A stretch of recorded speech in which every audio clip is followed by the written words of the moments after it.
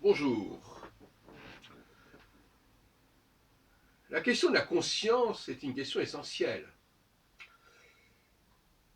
Quand quelqu'un fait quelque chose dont il n'a pas conscience, il ne se sent pas responsable au sens strict, c'est-à-dire qu'il ne sent pas la nécessité de répondre à cela. Prenons le cas de l'anglais. La plupart des Anglais n'ont pas conscience de ce qu'ils doivent aux Français. Plus exactement, il y a quelques expressions, quand on demande à les Anglais, est-ce qu'il y a des mots anglais, des mots français en anglais, il y a quelques expressions qui leur viennent à l'esprit, parce que à ce moment-là, quand on emploie ces expressions, on a effectivement conscience qu'on utilise le français. Comme par exemple déjà vu ou coup d'état. Enfin, il y a des expressions qui sont perçues comme françaises. Et comme il n'y en a pas beaucoup, finalement, ils vont relativiser tout cela.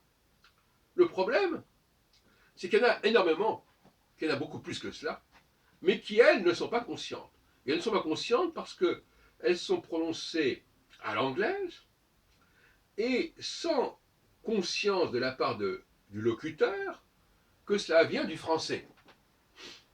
Donc l'important, c'est de donner conscience aux anglophones de quelque chose dont ils n'ont pas conscience ou dont ils ne veulent pas avoir conscience. Et dans bien des domaines, c'est comme ça. Dans bien des domaines, le fait de ne pas être conscient de quelque chose tend à faire en sorte que ce quelque chose n'existe pas, en tout cas ne pèse pas sérieusement dans la balance. C'est très intéressant. Le rapport entre conscient et inconscient ici est très intéressant. Il y a un moment où il faut être conscient. C'est le moment de la crise, généralement. La crise, on parle d'ailleurs souvent de crise de conscience, c'est pas par hasard. La crise, c'est lorsqu'on devient conscient de quelque chose qu'on avait refoulé.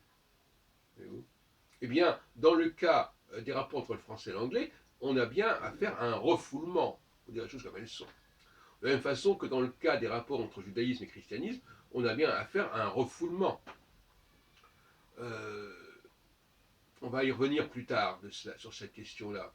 Dans le cas des rapports entre les femmes et les hommes, on a bien affaire à un refoulement. C'est-à-dire qu'on ne veut pas complètement reconnaître et en même temps on subit. Donc finalement, le conscient et la conscience, ça veut dire qu'en fin de compte, on vit des choses, mais on n'est pas conscient qu'on les vit. Par exemple, allons au concert, vous allez avoir un public au moins à moitié féminin qui va uniquement écouter des œuvres d'auteurs masculins. Donc, est-ce qu'ils ont conscience de cela? Oui et non. Quelque part, ils le savent. Et en même temps, ils ne veulent pas le savoir. Ils sont dans le déni. Quelque part, quelque chose fait qu'ils ont envie d'écouter cette musique. Et en même temps, ils savent que cette musique met en évidence la supériorité masculine. Mais ce n'est pas totalement conscientisé, en quelque sorte. Voilà. C'est le même problème. La question de la conscientisation devient un enjeu majeur du XXIe siècle. Conscientiser, ça veut dire autre chose que le fait de le savoir. Ça veut dire en prendre pleinement conscience. Et ça, c'est au-delà d'une simple connaissance des choses. C'est au-delà d'une simple observation des choses, parce que tout simplement, il y a une sorte de schizophrénie qui fait que l'on peut faire une chose et l'ignorer en même temps. J'ignore, ma main droite ignore ce que fait ma main gauche, etc. Bon. Donc il y a une sorte de schizophrénie, d'amnésie quelque part, et donc finalement la conscientisation c'est une anamnèse en fait, pour parler comme les psychanalystes.